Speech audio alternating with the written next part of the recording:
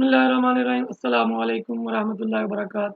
मैं उम्मीद करता हूँ कि आप सब लोग ठीक होंगे और बहुत ही अच्छे कामों में खूब अच्छे से मसरूफ़ होंगे। नहीं जी, मैं आज फिर से हाज़िर हूँ। आज हमारा इस किताब का डे 3 है रीडिंग का। कल मैं वीडियो अपलोड नहीं कर सका थोड़ी मसरूफ़ियत की वजह से, तो आज मैं इंशाल्लाह 2 कहानियाँ पढ़ूँगा इस कल वाली कहानी को कंपनसेट करते हुए। और ये किताब मैं ऑलरेडी तारुफ इसका डिस्कस कर चुका हूँ पिछली वीडियोस में। डिस्क्रिप्शन में लिंक भी मौजूद है, आप लोग देख सकते हैं। तो जी स्टार्ट करते हैं बिला ताखीर। बिस्मिल्लाहिर्रहमानिर्रहीम। आज हमारी पहली कहानी होगी जो होगी वो है दो बहनें। स्टार्ट करते हैं जी। वीडियो ये वाली वीडियोस जो हैं वो एंड तक लाजमी देखा करें, क्योंकि एंड पे इसमें बताया जाता है कि ये दो करेक्टर्स थे, एक अम्बिया इकराम इस्लाम के वाक़यात में से कौन कौन से करेक्टर्स थे। मतलब जैसे कि हमने पिछली कहानी पढ़ी ज़हीन शहज़ादा, तो उसमें बादशाह था कौन, हज़रत दाऊद अलैहिस्सलाम, और शहज़ादा कौन था, हज़रत सुलेमान अलैहिस्सलाम, उनके बेटे, जो कि बहुत ज़हीन थे और इंटेलिजेंट थे। तो इसलिए एंड तक इसलिए देखा करें ताकि आप लोगों को पता चल सके कि ये जो हमने कहानी पढ़ी है ये किन वाक़यात में से हमने ली है, या मतलब ये कुरान में किन लोगों के बारे में है। चलो स्टार्ट करते हैं। सॉरी। दो बहनें। प्यारे बच्चों, बहुत पहले की बात है। एक गांव में दो बहनें रहा करती थीं। इनके गांव का नाम मदीन था। ये दोनों बहनें बहुत समझदार, सलीकामंद और नेक थीं। इन दोनों के वालिद बहुत बूढ़े थे, ज़ईफ़ और कमज़ोर हो चुके थे।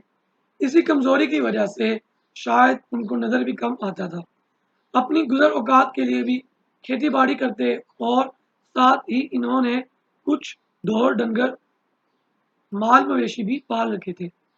इन दोनों बहनों के वालिद चूंकि बूढ़े ज़ईफ़ थे और भाई भी कोई नहीं था, इसलिए ये दोनों बहनें घर का काम काज भी करती और भाई के काम भी इन्हीं को करने पड़ते थे। सुबह सवेरे उठती, अल्लाह तौबा करती, नमाज वगैरह से फारिग होकर नाश्ता खाना तैयार करती, अपने वालिद और वालदा की खिदमत करके मवेशी वगैरह लेकर खेतों में निकल जाती।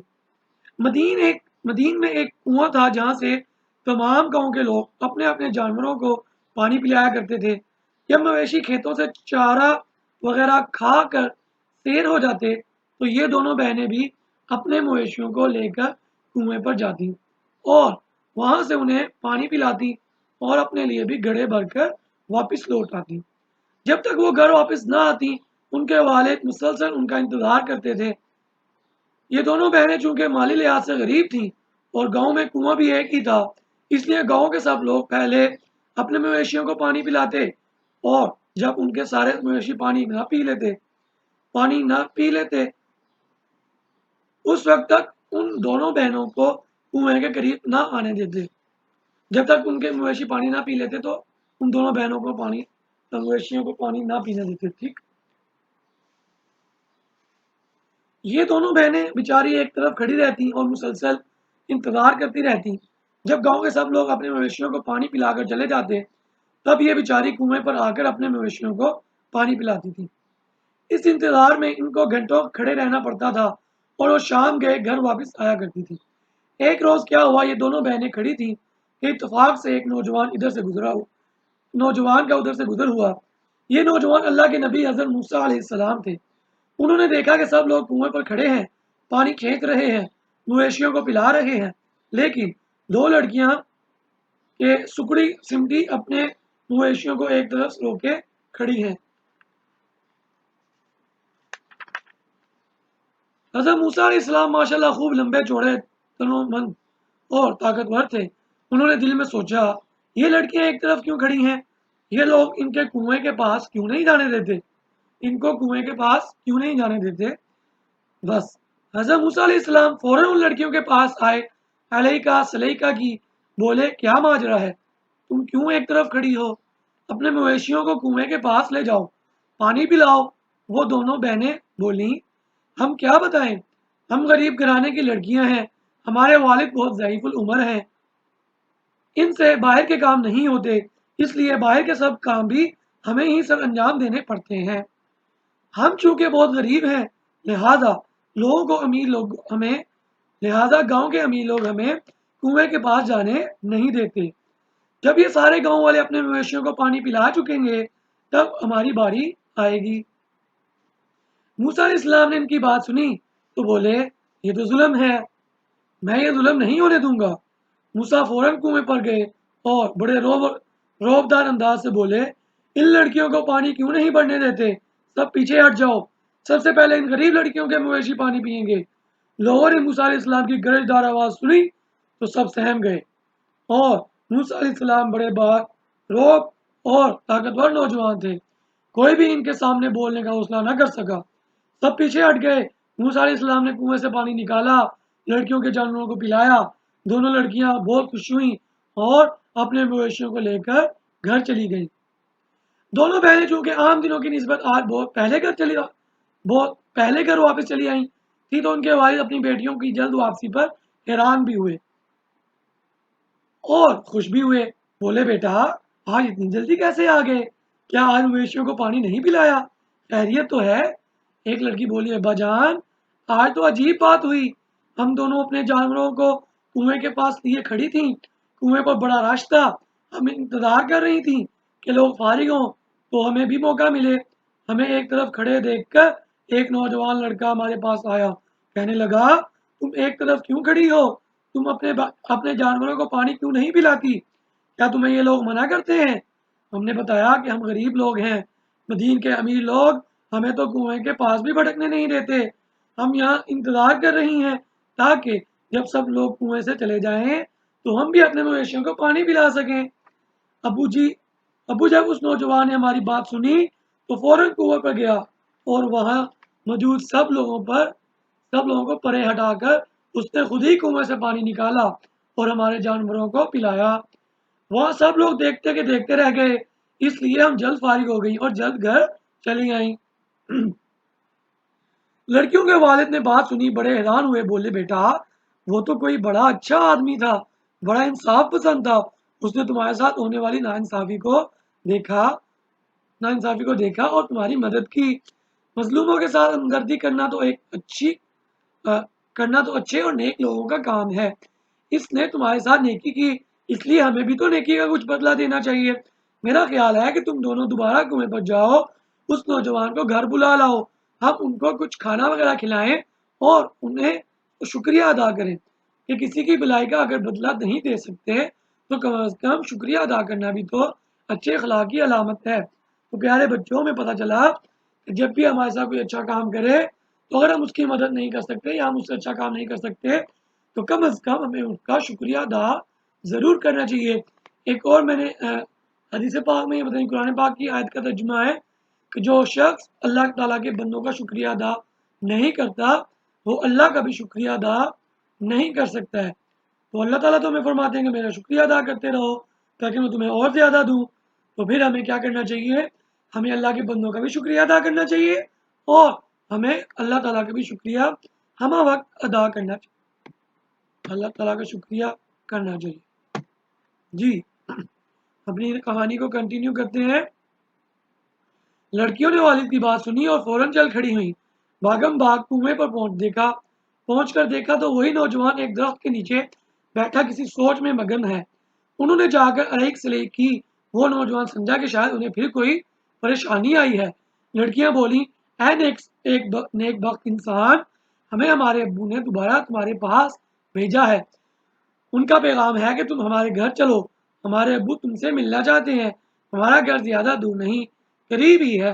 موسیٰ تو سفر کی وجہ سے پہلے ہی تھکے ہوئے تھے، سوچا کہ اور کچھ نہیں تو تھوڑی دیر وہاں آرام ہی کر لوں، سفر کی تکان دوبارہ ہو جائے گی۔ انہوں نے ساتھ چلنے کی حامی بھر لی۔ انہوں نے کہا میں اس شرط پر تمہارے ساتھ چلوں گا، تم دونوں میرے پیچھے چلو گی، میں آگے آگے چلوں گا تاکہ چلتے ہوئے میری نظر تم پر نہ پڑے۔ یہاں پر ہمارے جو مرد حضرات ہیں ان کے لیے سبق ہے کہ جب بھی آپ کسی اجنبی عورت کے ساتھ آپ کا جانا ہو تو آپ کو چاہیے کہ آپ بھی حضرت موسیٰ علیہ السلام کی سنت ادا کرتے ہوئے آپ خود آگے آگے چلیں تاکہ آپ کی نظر غیر محرم عورتوں پر نہ پڑے اور جو عورتیں ہیں وہ پیچھے پیچھے چلیں۔ اور اگر کسی مرد کو اس بات کا نہیں پتا تو عورتوں کا حق ہے کہ وہ انہیں کہیں کہ ہم آپ کے پیچھے چلیں گی، آپ کو آگے چلنا ہے، اگر آپ ہماری بات نہیں مانیں گے تو ہم آپ کے ساتھ نہیں چلیں گی. چلیں جی آگے کنٹینیو کرتے ہیں. موسیٰ سوری لڑکیاں بولی ٹھیک ہے. تھوڑی ہی دیر میں گھر آ گیا. موسیٰ گھر کے اندر داخل ہوئے. لڑکیوں کے والد نے بڑی گرم جوشی سے ان کا استقبال کیا. بٹھایا، نام اور حال احوال پوچھا. نوجوان نے کہا میرا نام موسیٰ ہے، میں مصر کا رہنے والا ہوں، وہاں فرعون کی حکومت ہے، اس کے ظلم سے تنگ آ کر یہاں آیا ہوں. لڑکیوں کے والد نے کہا تم یہاں رہو، آرام کرو، کھانا کھاؤ. ابھی یہ گفتگو ہو ہی رہی تھی کہ ایک لڑکی بولی ابو جان یہ نوجوان بہت با اخلاق، نیک اور صالح ہے. ہمارے گھر میں کوئی ایسا مرد بھی نہیں جو باہر کے کام کاج کر سکے. میرا تو خیال ہے کہ آپ اس نوجوان کو باہر کے کام کے لیے ملازم ہی رکھ لیں. والد کو بات سمجھ میں آ گئی اور ساتھ ہی خیال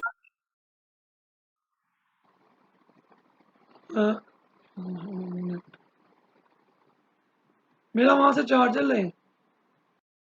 جی وہ میری بیٹری جو ہے وہ لو ہو گئی تھی لیپ ٹاپ کی، تو میں نے اس کو چارجر لگا دیا. کنٹینیو کرتے ہیں. بسم اللہ الرحمن الرحیم. جی تو ہم پڑھ رہے تھے کہ ہمارے گھر میں کوئی ایسا مرد بھی نہیں جو باہر کے کام کاج کر سکے. تو میرا خیال یہ ہے کہ آپ اس نوجوان کو باہر کے کام کاج کے لیے ملازم ہی رکھ لیں. والد کو بات سمجھ میں آ گئی اور ساتھ ہی یہ خیال بھی دل میں آیا کہ جب یہ نوجوان اتنا نیک ہے تو ایک لڑکی کی شادی ہی اس سے کیوں نہ کر دی جائے.